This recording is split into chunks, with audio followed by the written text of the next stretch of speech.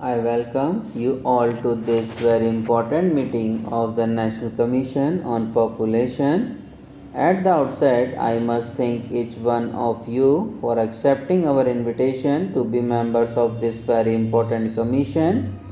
We have an important national task to address, and I urge everyone to pay the highest attention to the issues at hand.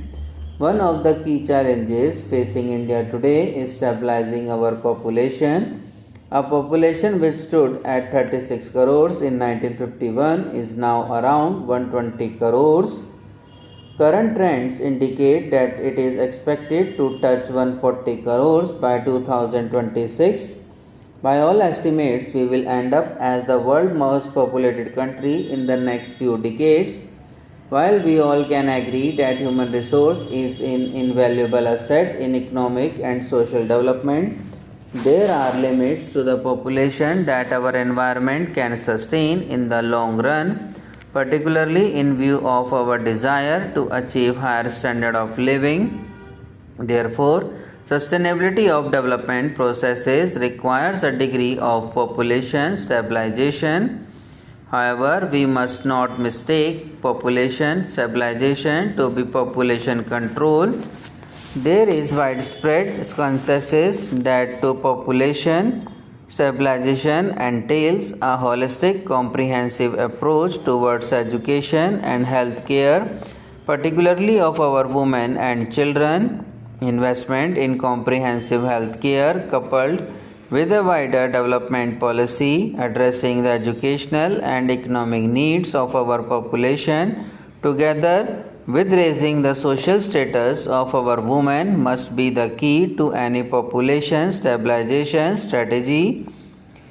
Improvement in health indicators must be understood to be interlinked with indicators for literacy, water supply, sanitation, nutrition, housing and incomes. In this context, I believe that unless our population policy is integrated with our wider development policy, it can never achieve the objective of population stabilization within a reasonable time frame. I draw your attention to the experience of states like Kerala, Tamil Nadu, Andhra Pradesh, Karnataka, and Himachal Pradesh. The link between social and human development and demographic trends is obvious and too stark to ignore. I urge all political parties, social activists, and policy makers in states with high population growth to study and learn from the experience of these states. The meeting offers us as a unique opportunity to learn from these states which have served as an example, improving their demographic status through a multi-pronged approach. This approach has to be followed for achieving our goal set future. There are three aspects of population policy that I wish to draw your attention to. In each of these three areas, we need a national political and social consensus to move forward. Such a consensus can be generated by the distinguished members of this August Commission. First, there has to be a concerted campaign focusing on issues related to welfare of girls and young mothers. We need to invest in educating the girl child and improving her health and social status. We need to empower adolescent girls and young women so that they can make informed choices about their lives and the size of their families. This empowerment played a critical role in accelerating the demographic transition not just in states like Kerala and Tamil Nadu but across the world. Surveys indicate that even now, over half of our young women get married below the legal age of 18 years. They do not have information or easy access to contraception of any kind. This has contributed to the demographic pattern of too early, too frequent, and too many children. This is more prevalent in demographically weaker states. We need to address this problem. Our government is committed to the full social and economic empowerment of our women. we have already taken several steps, both legislative and administrative, to widen social opportunities and guarantee the economic rights of women. We are firm in our commitment to gender equality and women's empowerment. This is an important policy plank of our government. You should have no doubt about our commitment in this regard. You also need to understand the role played by families as an effective social safety net. In a country where credible social safety nets are absent, it is children who form the main pillar of support to their parents in their old age. They, coupled with high infant mortality rates, compels families to have more children. Having an effective old age care system along with a focused drive to reduce infant mortality will, I believe, reduce the incentives for having large families. Empowerment of women and a holistic approach to reproductive and child care will enable this to happen, and I would want greater attention to be paid to this aspect.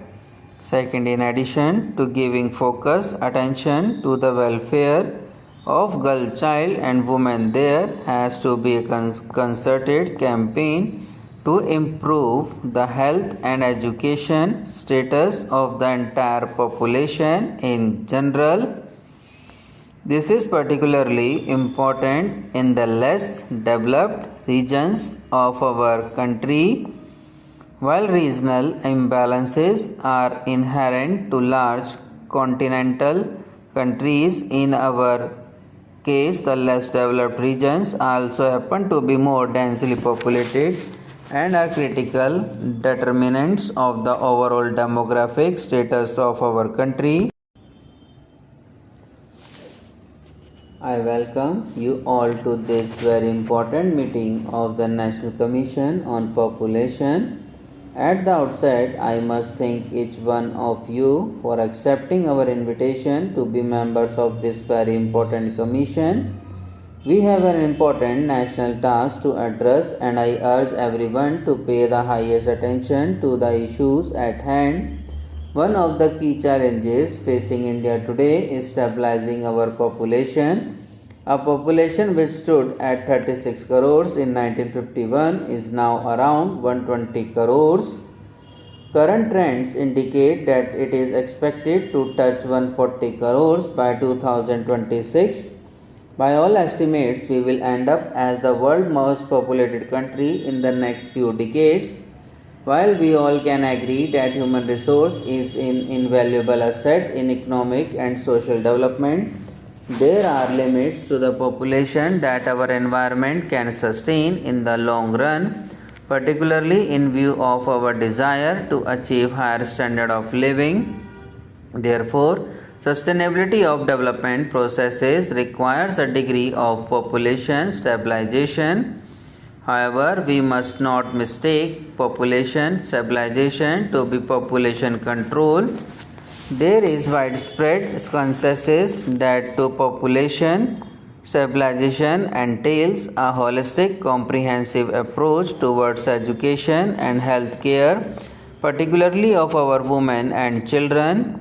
Investment in comprehensive health care coupled with a wider development policy addressing the educational and economic needs of our population, together with raising the social status of our women, must be the key to any population stabilization strategy.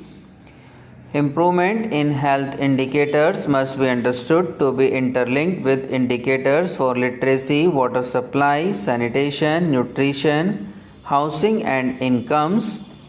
In this context, I believe that unless our population policy is integrated with our wider development policy, it can never achieve the objective of population stabilization within a reasonable time frame. I draw your attention to the experience of states like Kerala, Tamil Nadu, Andhra Pradesh, Karnataka and Himachal Pradesh. Subscribe now and press the bell icon. Never miss an update.